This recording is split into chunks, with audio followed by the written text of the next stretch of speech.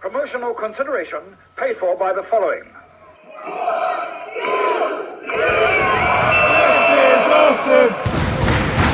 This is awesome! Hello and welcome once again to Cheap Shot Entertainment. I am your host Luke and you are the Cheap Shot Nation, and we're going to take you through everything that happened at the World Association of Wrestling. It is Fightmare 3 at Carrow Road in Norwich, and it took place on the 2nd of June 2019. It was pretty much an epic. It is their version of WrestleMania, and the run time was very close to that of a WrestleMania, and that is one of my major gripes about the show, but we'll get to that later on. You can join us on Instagram, Twitter and Facebook, and you can also click the subscribe button and hit the notification bell to know when we upload new content to the channel. And we better get straight on with this one because it's a bit of an epic. Right, so we've got a lot to get through here, but the British Heavyweight Championship is on the line for the first match. It is Tony Knight versus Zack Knight. You'll hear that name quite a lot in this show. Tony Knight is the champion and Zack Knight is the challenger. It is 2 falls to a finish, 2 submissions, 2 pins or a knockout for the victory. Old school wrestling rules, I quite like that. They played the national anthem for the first time in this show. They would play it again several more times. So the first fall goes to Tony Knight, and he gets the fall in round 3. It is a submission single leg crab on Zack Knight for that. That's Zodiac Zack, of course, on from Fighting With My Family. It's the actual real person, and he was really, really cool. The second fall goes in round 4. It is Zack Knight by submission, and it's an armbar this time. So the score is 1-1. Third fall was in round 6, and it goes to Tony Knight with a TKO stoppage. The referee stops the match. Tony Knight retains his championship, and Zack Knight doesn't win the championship this time, but he does get on the microphone afterwards saying that he's going to take some time out. He's a bit injured. He's going to take some time away from the squared circle. Really cool.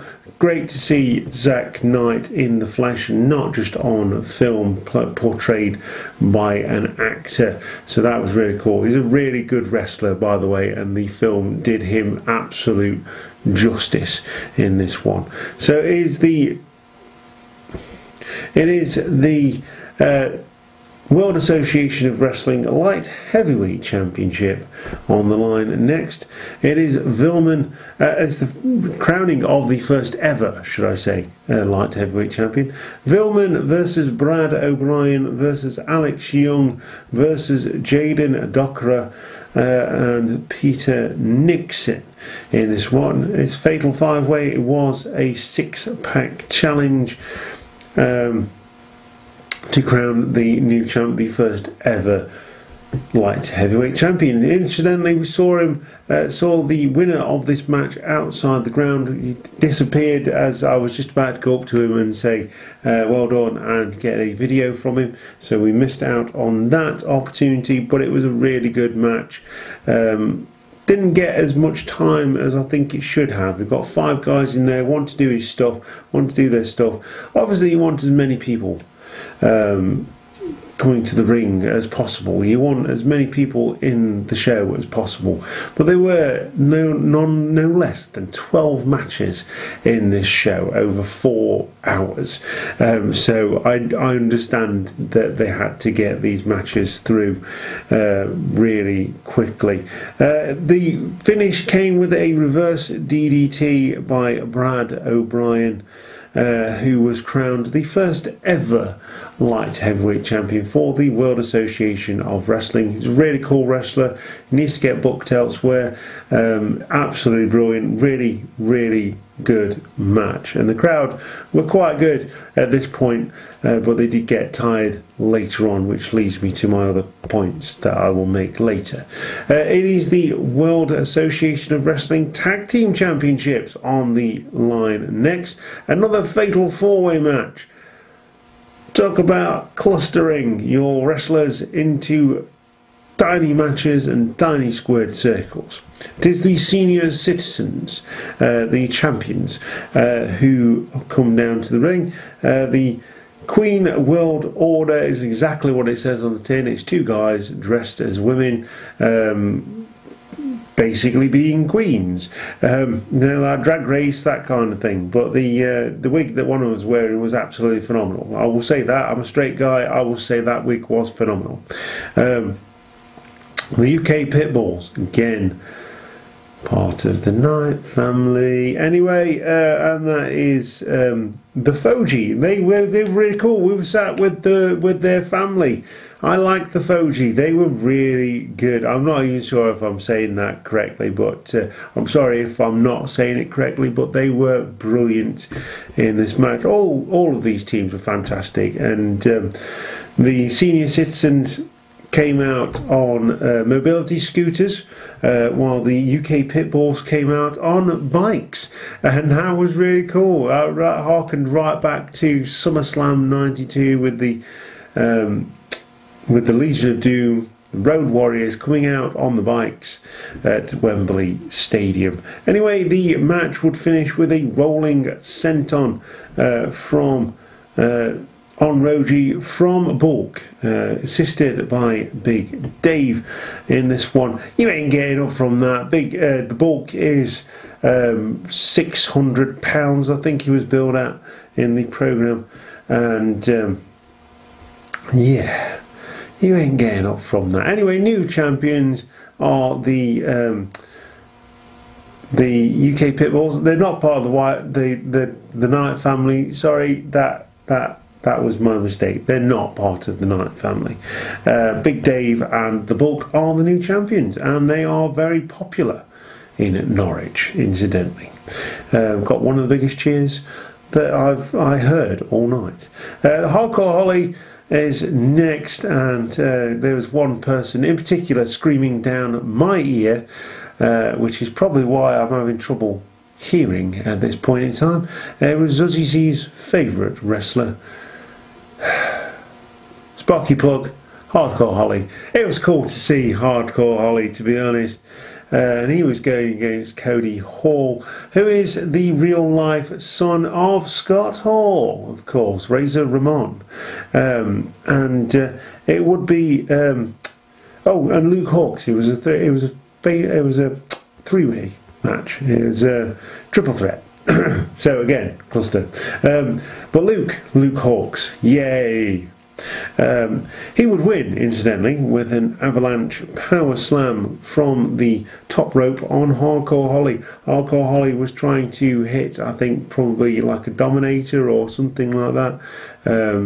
Slingshot slam on Luke Hawks, but Luke Hawks reversed it. Power slam from the top rope. Hardcore Holly eats the fall. Zuzzy Z goes quiet, and Luke Hawks wins. Yay! I was pulling for Luke Hawks on that one, although Cody Hall was a beast, and it was really cool to see him as well. That was cool. That was cool. So really cool so far. In this show, the World Association of Wrestling International Championship is on the line next.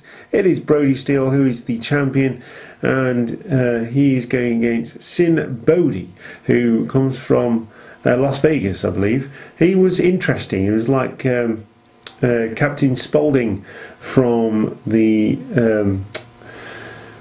Rob Zombie films. And yeah, he was really cool. This match is where it started falling apart for me for the afternoon. It wasn't a good match. I'm sorry, I'm usually really positive. It wasn't good. Brody Steele did win and retain his championship. I thought I was going to see something more from Simbodi, being that it was billed as a big wrestler. Even in his introduction, he was saying the master of the choke bomb, and he lost to a choke slap by Steel. So yeah, the card is starting to fall apart here. I can't say this match was good. If I was going to give it a star rating, it'd be half a star, and that's being generous in this one. So the World Heavyweight Championship is on the mat up for grabs next. It is Roy Knight versus Ricky Knight Jr. RKJ, we've seen him before. He is brilliant. His dad, Roy Knight, is the current reigning and defending World Association of Wrestling champion, and this match was really good. You could tell that they'd put a lot of effort into this match, and other matches had suffered, like the match previous. Like I said, it wasn't a very long match, it wasn't good, but this match made up for that match, and this one's definitely sort of 3.5, 4 stars for me. Really good match. Ricky Knight Jr. is absolutely phenomenal. We saw him at Dragon Gate, WrestleGate in Nottingham, against Jody Fleisch, a veteran of the ring, and it was a great match, and this was no different. We do end up with a new champion in this one, so well done to Ricky Knight Jr. for picking up the championship over your dad, the guy who trained you, your mentor, student versus mentor, father versus son, you name it.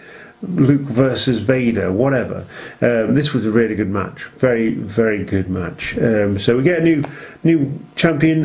Ricky Knight Jr. wins with a crossface chicken wing submission over his dad for the win. Roy Knight taps out, and we get a new heavyweight champion, and Ricky Knight Jr. European Championship up for grabs next. It is a last man standing match, which wasn't announced during the entrances, and this was it was a last man standing match. It was Dale Broughton versus Demolition Davis, and referee for this one was a special guest in Mick Foley. Incidentally, Mick Foley missed his cue at the beginning of the show. He was indisposed. He was staying at the hotel, which is attached to Carrow Road. I jokingly said he's probably in his penthouse, like not ready to come out, and he's like, "Oh, that's my music," and he's got to get down the stairs or down the elevator. It's like bing, bing, bing, bang, bang. And it's referee Mick Foley. Always cool to see Mick Foley. Come on.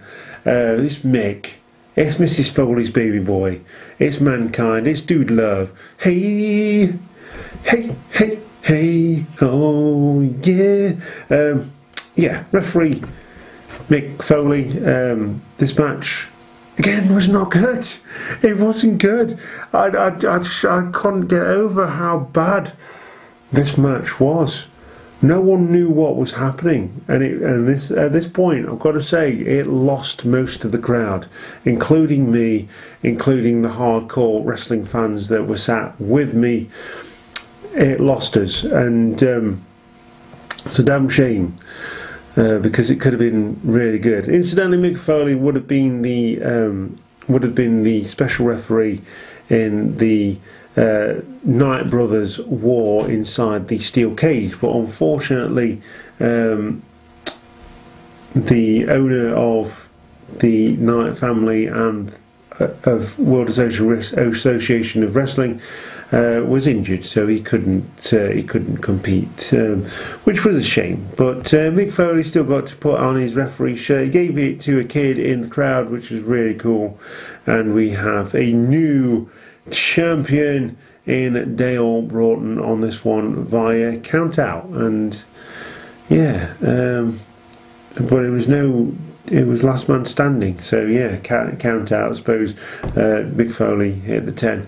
The thing is, there was a run-in, and everyone was concentrating on that as they got thrown out, and all of a sudden the match was over, and it just lost the crowd. It just lost the crowd, and it's a damn shame. Now, we find out where Dean Allmark was supposed to be, or where he was, instead of being in Hanley the night before. He is down in Norwich, and he is going against another one of the Knight family, in PJ Knight. PJ Knight was entertaining as well, one of the younger ones in the Knight family. And he wins this match over Dean Allmark. Didn't really put up much of a show, to be fair, in this match, via a sunset flip roll up for the pin. Now, like I say, this is where I start venting a little bit. The crowd was very flat. That probably didn't help the situation, but having 12 matches, including a Royal Rumble, just took everything away. You could have had shorter matches, you could have had 2 intervals, not shorter matches, less matches. Give them more time to build a story. Wrestling is about telling stories. Now, I'm not telling the Knight family how to book a wrestling match, how to book a show. They obviously know that. They've been doing it for years. But from my point of view, I like some storytelling in my wrestling. The reason I love Aspire is that they tell stories, and they tell them really well, and they tell them over a long period of time, and you feel invested in the wrestlers, and you feel like you want to be part of that. You want to be part of every single movement. Never been to a World Association of Wrestling show, so obviously those that go to those shows would have been more invested in it than us. But I've been to shows. I went to the PCW show in Hanley. I was invested in that one. The first time I went to a Hope show, I was invested in it. The first time I went to an Aspire show, I was invested in it. And WrestleGate, I was invested in it. I wasn't invested in this after this match. After the last match, it was terrible, and this just continued that. Pretty cool. Next we get the ladies going for the Bellatrix world title, and we get to see Paige's mum going against Mercedes Martinez, of course, of NXT fame. She is over here in the UK going against Sweet Saraya Knight, yeah, she overcomes Sweet Saraya Knight in this one. A Knight family member who lost a match at Frightmare in Norwich. Mercedes Martinez wins over Saraya Knight, picks up the Bellatrix World Championship over Saraya Knight, who was the champion coming into this match, via a submission attempt from Mercedes Martinez. Your new champion in this Bellatrix World Championship is Mercedes Martinez. I was cool with this, you know. I love Mercedes Martinez. She's really good. Saraya Knight was decent as well. You know, Paige's mum, that was cool. Didn't get to see Paige, unfortunately, but the rest of the Knight family, they were there.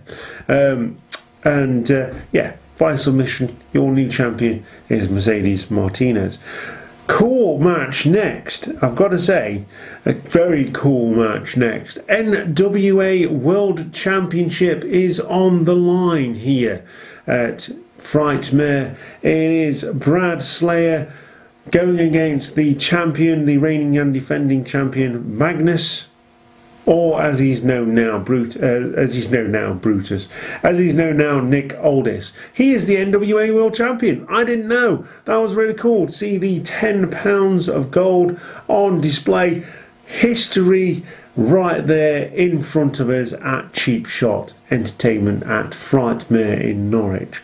Really cool. Incidentally, this was a good match. We've had a couple of stinkers previously. The women's match brought it back, and this match continued the upward rise of this show. Nick Aldis would retain his championship with a sharpshooter submission finish. Don't think he got it all in, but it was enough to get the win and keep the championship around his waist. Really cool to see the NWA World Championship, a title that was held by Ric Flair, by Vader, by loads of other people, by Kurt Angle, I think at one point, Sting, AJ Styles, all these people the old belt was held by, and that is really, really cool.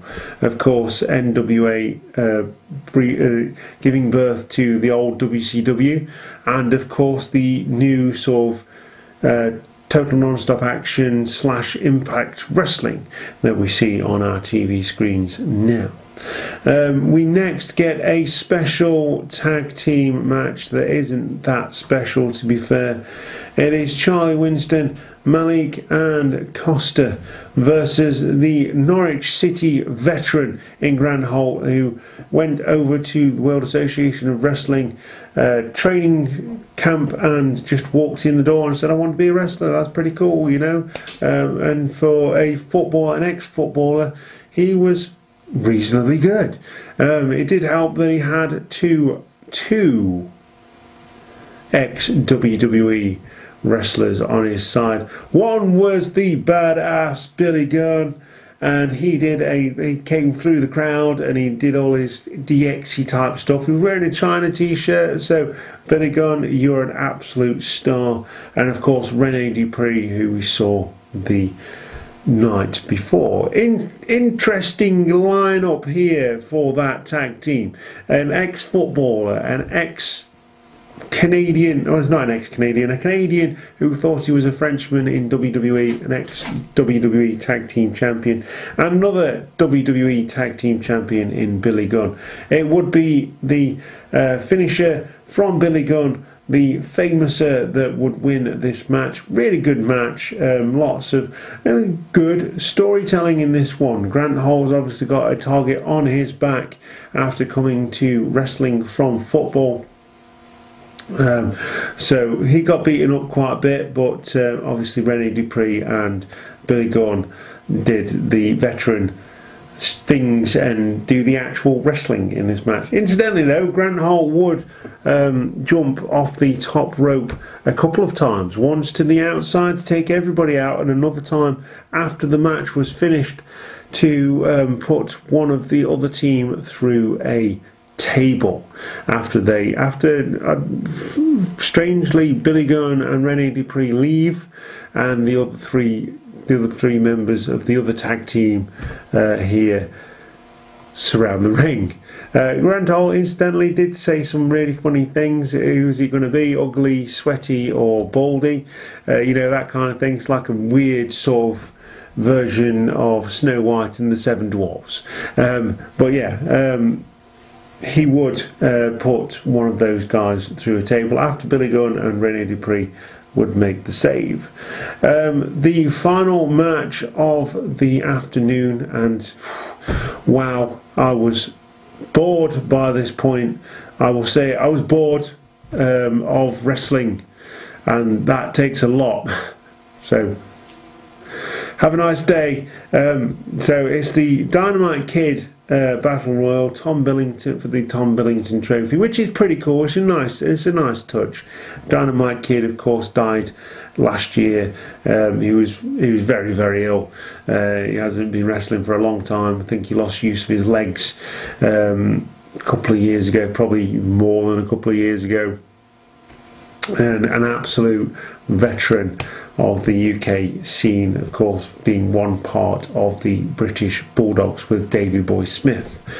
So I'm going to run down the entrance for you in order. It is Carl Kramer versus Little Legs to start with. Little Legs is really cool, man. It's really cool. And I'll go back to that Andre the Giant documentary, and he is, you know, he's never going to sort of win a lot of matches, but he's an attraction. He's different, you know, and he uses that to his advantage. I don't want that to be offensive to anybody, but he is an attraction. Like Andre the Giant was billed as an attraction. You won't see that guy, you won't see anybody like that guy again, and you probably won't see anybody like Little Legs here again either.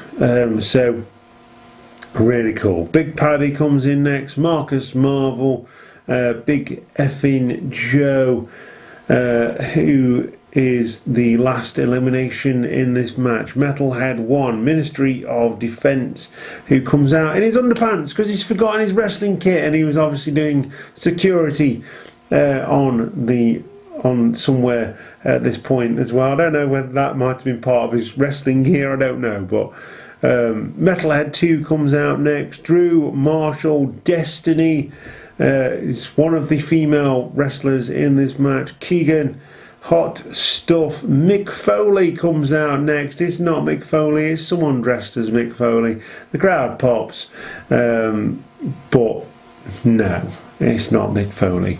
He gets chucked out straight away, incidentally. Eddie Taylor, Roughneck, we've seen him before. He's really cool. Leah Elise, who is the second lady in this 19-person Battle Royal, Royal Rumble, whatever you want to call it. It was 30-second increments. I think they'd realised they'd run over time at this point and people were getting bored. Incidentally, a load of people left after the Grand Halt match, which I thought was really sad. They sung a song about Norwich City, which I'm sure some people got, but Derby beat you in the championship, hooray. Anyway, yeah, they sung a song and then left. It's like, so you came to a wrestling show to cheer a footballer and then leave. Yay, Norwich! Anyway, Paul Turrell is next. Sam Centauri, C.W. Davis, James Chilvers, Anthony Gogo comes out as well, who is a famous boxer who helps the eventual winner in this one, who happens to be Destiny, a lady, a female wrestler, wins the Battle Royal. The Tom Billington trophy goes home into her trophy cabinet, if she's got one, and that was with help from the boxer Anthony Gogo, which was pretty cool. In this show, Frightmare, it was Frightmare 3, and we've finally done all of the matches. Yay! Into the outro now for the finish, and we'll go through my final thoughts on the show. So that is everything that happened at World Association of Wrestling Frightmare 3 on the 2nd of June 2019 at Carrow Road in Norwich. Weird show, 12 matches including a rumble. The show went on far too long. People got bored, people had kids to get into bed for school the next day. It just reeked of, I mean, they obviously put a lot of effort into it, the planning, and I'm not saying any of the wrestlers were bad, but the matches could have gone a lot longer if there were less of them. I know that means not putting as many people into the matches, but maybe give the Rumble a few more participants than 19. You know, short. You know, have less matches and have the Rumble be a major player. When WWE do their Royal Rumble, they don't have 12 matches including the Royal Rumble. They have 2 Rumbles, but it doesn't go over, now that goes 4 hours. There's 2 Rumbles in it. We got a 10-minute break. A 10-minute break. We were sat for 4 hours. You need to have a look at this World of Association of Wrestling, because to be honest with you, I couldn't recommend going down to this show. It was cool to go and see the Knight family. It was cool to go and see Paige's family, the place where Paige came from. Cool to visit Carrow Road, Championship champions going into the Premier League. Really nice football stadium. Still quite old school, but really, really nice. But we sat for 4 hours and it was too much. The kids were bored. I was bored. Like I say, it takes a lot for me to get bored of wrestling. It was just too long. There's a couple of things they could have done. Put less matches on, have 2 breaks. It just lost its sheen for me after 3, 4, maybe 5 matches. And it's a shame, because there was some really good matches. And there were some really cool people there. Billy Gunn, Rennie Dupree, Mick Foley, Ricky Knight Jr., Roy Knight, you know, all these people, and I couldn't recommend going to see this show. I think that's probably the first time I've said that about a wrestling show on this channel. World Association of Wrestling, yay! Incidentally, I would quite like to go down again and watch one of their house shows and see if that's any different. I would love to go and see that, because I've seen some really cool videos. I'd love to go and see some house shows down there, or a house show, because obviously we're in Derbyshire and it was 3.5 hours travelling for that show. Norwich is a really nice city though. It is a really nice city, and they've got a really nice football ground, and they've obviously got some really talented wrestlers. Just don't think they were used very well in this show. But there you go. That's my thoughts on it. If you went to the show, let us know what you thought of World Association of Wrestling Fightmare 3. Yeah, start the conversation going on Twitter, Facebook, Instagram, you name it, we've got it pretty much. And obviously you can follow World Association of Wrestling on there as well. The DVD will be out in a couple of weeks' time, priced at £15. I will not be buying that because it's a DVD and I didn't enjoy the show. But there you go, that's wrestling for you, isn't it? You can't enjoy them all, and that's that.